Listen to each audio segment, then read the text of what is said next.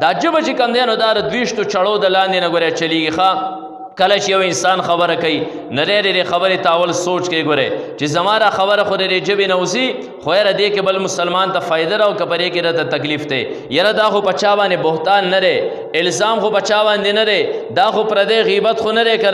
دا خو بل مسلمان زړه چې کوم دی نو په هغې باندې جرح او زخم خو نه لګوي که دا خو بل مسلمان ته چې کوم دی نو کنسل خو نه دی که نه اول دې خبرې ته ښه سوچ کوه مکمل طور باندې چې نبی علیه الصلاة والسلام د دې حدیث ته لاندې نه رانشي اسې نه چې په ناقص مسلمانۍ کې حساب کی کامل مسلمان که جوړېږي نو کومه خبره چې د ژبې نه راوباسي هغې ته لږ سوچ کوه چې بل مسلمان ته د دې نه ضرر دی او که نه دی د حضرت ابو هریره رضی الله تعالی عنه روایت دی نبی علیه الصلاة والسلام فرمایي همدغه شانتې ابن مسعود رضی الله تعالی عنه یو روایت دی نبی علیه الصلاة والسلام وفرمیل سباب المسلم فسوق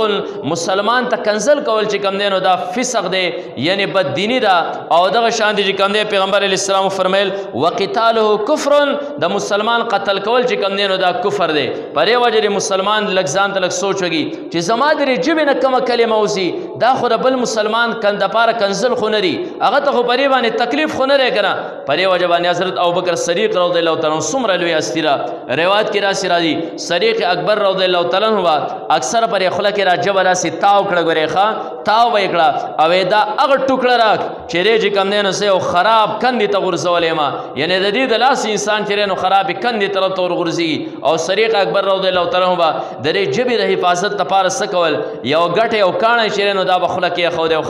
نو بیا چې به کله ضروري خبره وه صدیق اکبر رضی الله تعالی عنه به هغه ګټۍ د خولې نه چې دی نو دا را لرې کړه ځکه چې هر ټیم خو ته را ګټۍ راغستی نه شي او بیا خولې ته کولی نه شي خو چې ډېره ضروري خبره نه وي نو بیا به یې ته نه رالې نو د هغې دپاره به یې داسې طریقې اختیار کړې وه چې بلا ضرورت خبره د دې خولې نه چې دی نو دا ونه وځي هسې نه چې د دې ژبې نه داسې کلمه وځي بل مسلمان سره چې کوم دی نو دی باندې زخم رانولي نو ځکه نبی علیه الصلاة والسلام فرمیل مسلمان هغه دی چې د ده د ژبې نه او د لاس نه چې کوم دی نو بل مسلمان محفوظ وي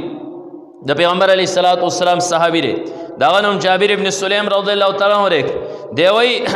رأیت رجل یصدر الناس عن رأیه ما یو سړی ولیده چې د هغه رایه به خلکو ډېر زیات قبلو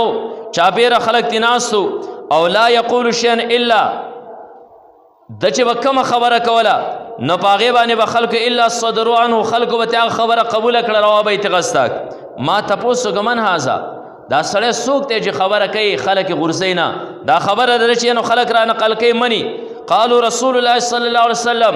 خلکو ما ته وایي چې دا خو نبی علیه الصلاة والسلام دی قلت علیک السلام تفصیلی خبره د آخر کې زه دې لرم پیغمبر علیه الصلاة والسلام ته ویلي ما ته وصیت وکړه پیغمبر علیه الصلاة والسلام وصیت د کومې خبرې وکړه ما وی علیک السلام په تا باندې د سلامي یا رسول الله ای د الله رسوله پیغمبر علیه الصلاة والسلام وفرمیل لا تقل علیک السلام مو وایه علیک السلام تحیت المیت دا خو د مړو سلام دی خلک په مړو باندې وایي قل السلام علیک وایه سلام مخکې کومه دغه علیک مخکې کومه سلام مخکې کا قال قلت انت رسول الله ما تی تپوس وکړه ته الله رسول یې قال انا رسول الله د یو زره الله رسول یم د کوم الله رسول یم الذي اذا اصابك ضر د هغه الله رسول یم چې کله تا ته ضرر در ورسي نو فدعوته ته هغه رب چې دی نو دا رابلې نکشفه عنک ستان هغه مصیبت چې دی نو دا لرکوي زه د هغې رب رسول یم وان اصابک عام سنة که تا ته قاصالي در ورسي فدعوته ته بیا هغه رابلې نه انبتها لکه ستا لپاره د ځمکې نه هغه غله چې دی نو دا راوخېږي واذا كنت بارض قفر او فلات که ته په یو خوشي بیابان باندې روانې او فظلت راحلتک ستانه سورلی چې دی نو دا ورکه شوه نو فدعوته